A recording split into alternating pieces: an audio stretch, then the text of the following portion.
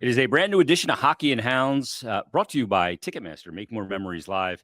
So happy to be back with the head coach of the Philadelphia Flyers. We're talking about good dog today. Got some cool things coming up in regards to the Hounds part, and talk some hockey. How you doing, Torts? How are you? I'm hanging in. Yeah. Yeah, I'm glad to be here sitting with you. I can tell you that, and not in the four walls of my bedroom relaxing. Dropped a little weight. I see. Yeah, by a little you mean a lot. Yeah, that's a byproduct, and I needed to, but not this way, obviously. It's but good to see you. You as well. Let's talk about your teams. I know you mentioned. I remember going back to last year. You mentioned the word belief. You guys developed it in the beginning of the season. Developing it in the middle of the season is a different challenge, isn't it? Yeah, it's a great leadoff question because just going into game, which we didn't play well at all, I think we've been playing some really good hockey. We're just not getting the results, right? And middle of the year, a bit of the start of the grind of the year. Christmas is over. You still have 3 or 4 months to play and trying to get where you want to be. And like I thought the 2 Toronto games, I thought we played some of our best hockey. No results. We get 1 point, 1 out of 4. And I think belief is a huge part right now of our team.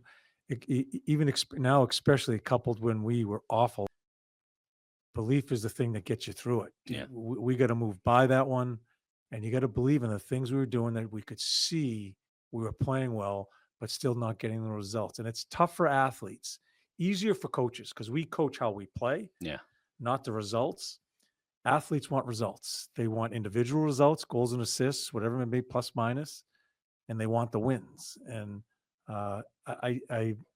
it's a word that we're going to be using quite a bit here to try to grind away to get some results. It's the funny thing because when an athlete gets done playing a game, he picks up the phone, calls home or his wife or a friend. Did you win or did you lose? Yeah. Did you get a goal? We won. I had a goal and an assist. It's very bottom line with the athletes. You look at those Toronto games, and I thought you guys were just so stiff in the way you defended against that team.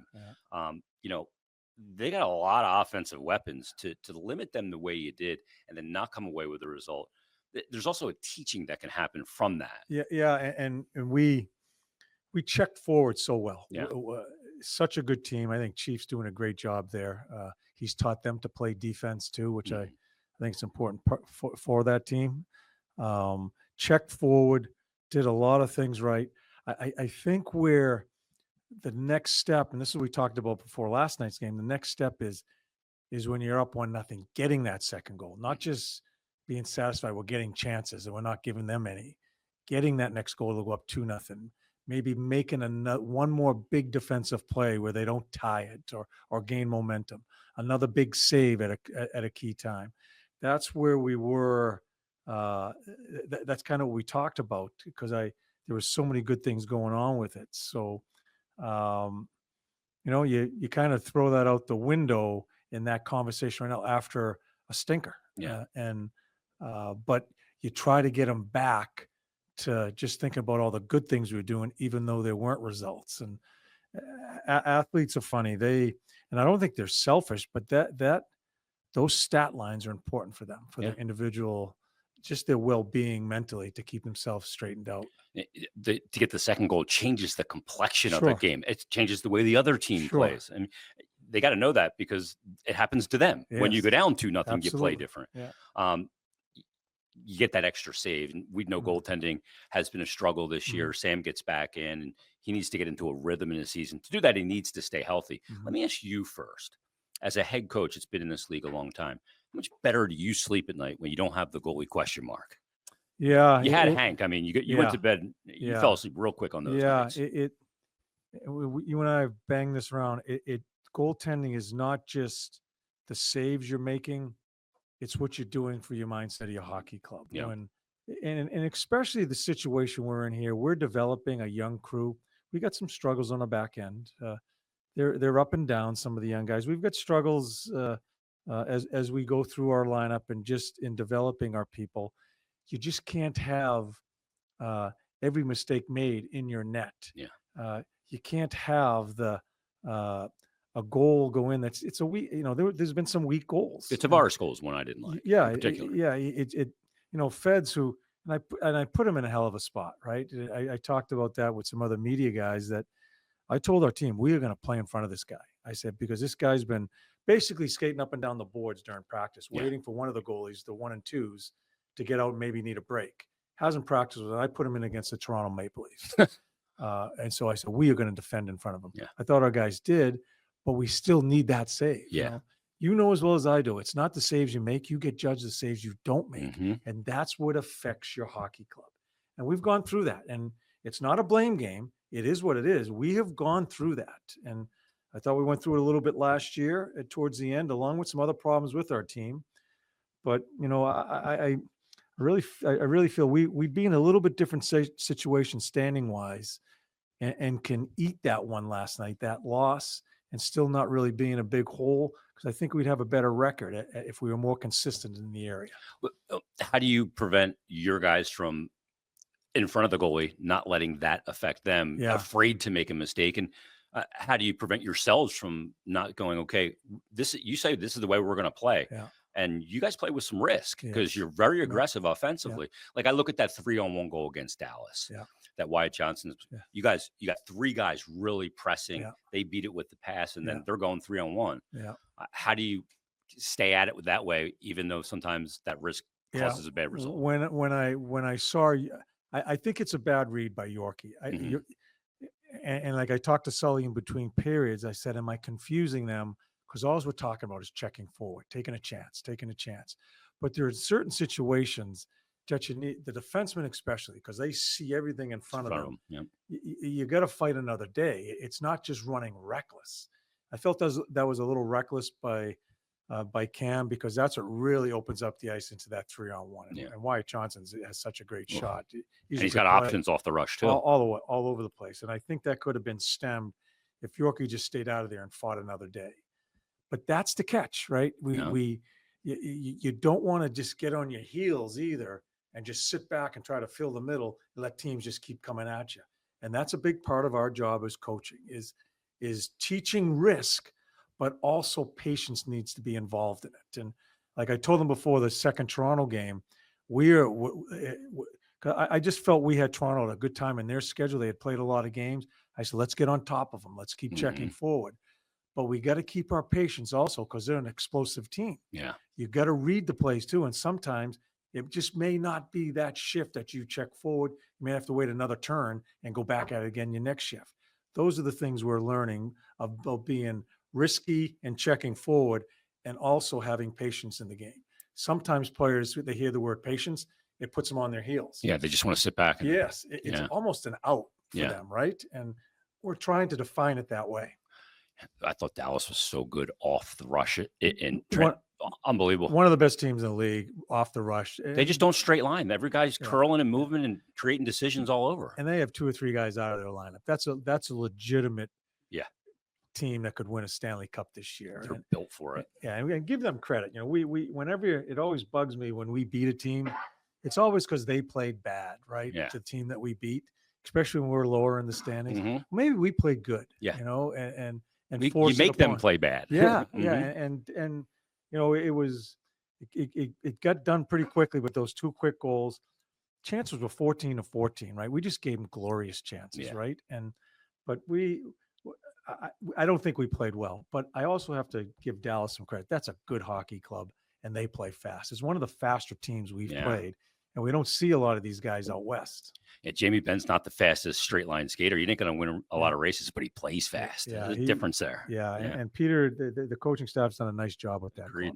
One of the things I talk about quite a bit is slotting, and in roster construction, the key I think for me is having the right guys in the right role at the right time in their career.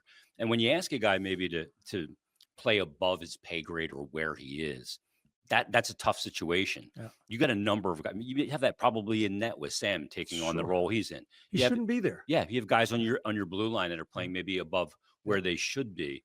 And certainly up front you have that as well. Pales, you have him playing, I don't know if it's top line or what you call it at this point, but he's in an offensive role. Yeah. And he's a guy that when we settle in and we start, being a team that has a chance, he's probably a 3rd, 4th line guy. Yep. Kills penalties, he's blocked a ton of shots. And it's not running down Pales, but that's what he is. Yeah. We wouldn't have signed Pales for what we signed him for if he was something other than what we think he's going to be slotted when we get Yeah. good. And there's a trickle down effect to that Oh, too. sure. I mean, how do you kind of coach the mind with that with those guys? And you don't want to say to them, I know I'm asking you to do something that is maybe above where you Yeah. are, but how do you motivate the player? Yeah. It's one of the trickier parts of coaching, I think, is because we want to win every game. I want to win every game, Yeah. and uh, I self-talked all summer. When Danny and I spoke towards the end of the summer, I knew with our cap problems and dead money for this year and next year, there's no help coming. Hmm. There's no So free get agents that out of coming. your head. Yeah, and so you have to keep your patience. We've talked a lot about our goaltending situation. I'm not upset with our goalies. I almost feel bad that they're in this situation. We got a couple of guys coming over from Russia that haven't even gone through the American League and learned the trade of a National Hockey League goalie. We have Urs, who is coming along just fine and a lot in the league is tandem goaltending now. Yeah. Big There's time. only 6 or 7 teams maybe that have that number one guy. Rest is tandem. We had a nice tandem going with Carter and Urs, and Urs got to sit back and watch and play a game here, a game there. It was going along fine. Carter's situation threw everything into a wrench. We knew it was coming. Mhm. We knew it was coming, but it's something you just can't change that landscape in a year. Yeah. We're going to have to develop our goaltending again here. That's one of the positions. Jamie Drysdale, I wish he played more minor league hockey. I wish he was in the American League longer. Especially when he came into the league. Yes, it's such a great training ground. Has a ton of injuries early in his career. Really hasn't played a lot. And we have him out there against Ben the other night a couple of times. It's almost too much. So in a long-winded answer, I need to be patient. Mhm. I know the people around me, the people in the stands and in the area, they lose patience. I can't go there Yeah. because I have to be a realist as far as where we are with our lineup. And it's not being negative on our guys. Our guys are trying their ass off. But I'm also a realist as far as where our lineup is towards matchups against other teams, especially quality teams like Dallas. Yeah, and Dallas will show you they're very unforgiving as an Yeah. opponent.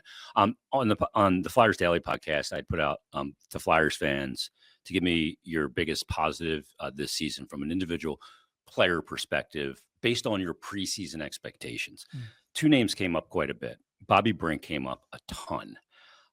Is this a situation with him, Torts? And do you kind of see it's getting close to all of a sudden the light bulb fully going off and shining, because he looks like a totally different player Yeah. with and without the puck Yeah. and in all zones? Yeah, he and Bobby and I have gone around and around the block a few Mhm. times, and I even went at him. I went at him the other day, last week, when he came out to practice and just kind of came out to practice, wasn't ready to practice, and I said, I don't know who the hell you think you are, because he's had some success, right? Yeah.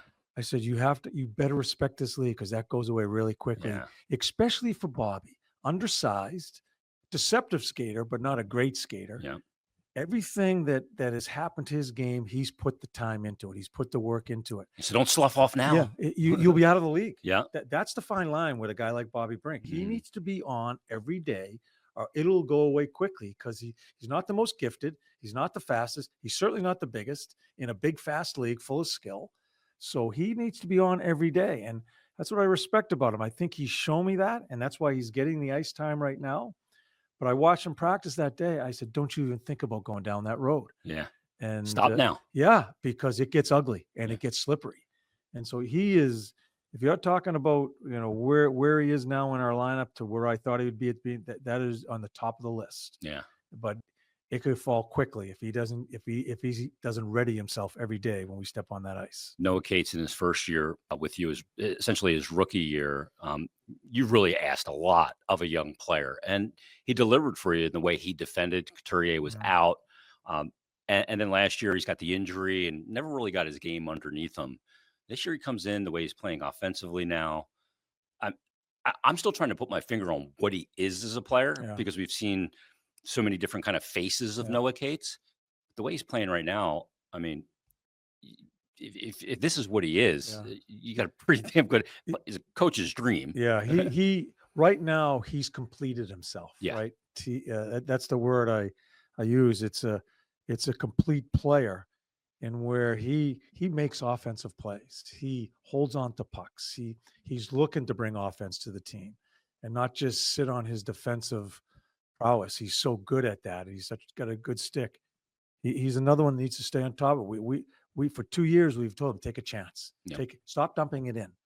Stop change. He used to come off after 20 seconds. I said, you're screwing up the lines because you're changing so quickly. It's almost like he went on the ice to set up his change. Yeah. I said, I need you on the ice longer. And I think I can't say the word, but I think he said, the hell with this. I'm just going to go for it. Yeah. And in the quiet nature that he is, he's going for it mentally. He's taking chances. Screw it. Yeah. Yeah. Let's get after it. I'm tired of hearing the coach. Yeah. And I want to add to he's such a good kid.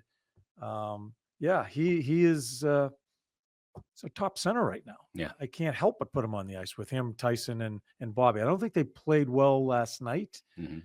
There's some defensive breakdowns, but they've been our top line for over a month now. The funny thing, I think he was going on the ice before just not to get scored on. Yeah. Now you're going out there to generate. That's why he's running off the ice so early. Yeah. I'm going to go out there. I'm going to pump it deep. I'll get off and no Nothing dash. happened. No dash for me. Yeah. Yeah. But we want to take a chance just with the whole philosophy of our team. Check forward. Let's take a chance. The way that line plays together, Torts, they don't thin the defense. They don't try and stretch them out in the offensive zone. They play really close together. Make it a small area game. You can throw a blanket around them. They did it last night. Even when we were losing 2-0, we had some good shifts. That was one line. Triangular. Yeah, they're just in that pocket of knowing where one another is. They get sticks in the puck. Support. Yeah, they're always around one another. And it as I've said for a couple of weeks now, when I've showed it on tape, I want our other lines to look at that too. Mm-hmm. TK tends to get lost over there. Let the puck's in this corner and gets lost over here, hoping it gets into open ice. Yeah. Mish has a terrible habit of doing that. Yeah. That's why his offense has dried up a little bit, because he's too far away. Remember when Mish first came to us, he battled for pucks. Yep. He was in the areas. He came up with pucks. And we're trying to, we use Casey's line quite a bit as an example. Yeah, I think teams look at that and they go, oh, they're all kind of, it's easy to defend. And then you don't realize everybody's got good sticks, heavy on pucks, and winning board battles. All right, let's get to our dog this week. This is a dog we actually featured last season. This dog's name is Frog. I'm going to show you some video of Frog here. Frog's a mixed breed. And Frog came to us by way through Paws of the owner passing away. And it's heartbreaking for the dog. Dog doesn't know what's up. Just knows the owner's not around anymore. Frog's around 50 pounds. We featured him last year. It is being fostered.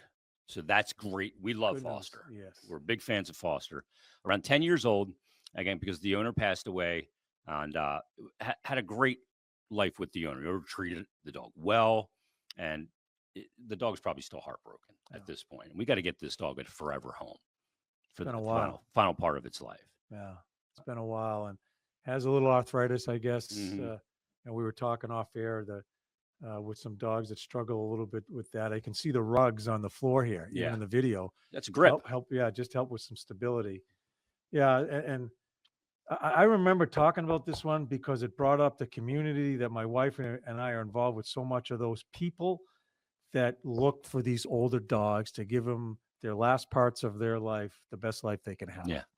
And this one here gets along with other animals, I believe, right? Yeah, did live with another dog and a cat, as a matter of fact. Yeah, and needs to be kind of a ranch style house without any stairs. Yeah. I would think I just throw that out there, where just because he can't go up and down the stairs, but there are people out there. I'm just hoping people are listening to the show when you put it out and find in their heart to those final years are so important, and they're very compassionate years. Yes, because the dog's not at its peak, and you take the dog to its final, which the best thing you can do for a dog is there's compassion in their final years. And he probably had a great life with his owner, right, for 10 years. Yeah, and he's probably mixed up. Yep, a little bit, and I hope it's really important, and always when we talk about when we're showing our dogs, if they get along with other animals, I think it opens up so many more doors.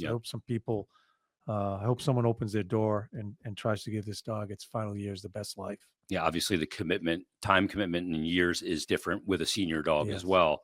Again, and we call on those people that prefer that to give Frog a look and go see Frog. You can get all the Hockey and Hounds information at philadelphiaflyers.com/hockey and hounds. And we got to Frog this home, and this dog deserves the dignity of the final couple chapters. Had a good life, but we don't want the dog to stay either. Foster's great, but we want this dog to find that forever home, maybe with another pup as well. Yeah, when I looked at the picture, he looked really thin, but then I look at the video, he looks really healthy, and gorgeous dog. Sometimes seniors adopt seniors. Yeah, it happens a lot, and maybe there's a couple out there that is looking for some company. Again, all the adoption info on the Hockey and Hounds homepage. Visit philadelphiaflyers.com/hockey and hounds. Torts, have a great week. All right, man. Hope take care of yourself. Hope you feel better.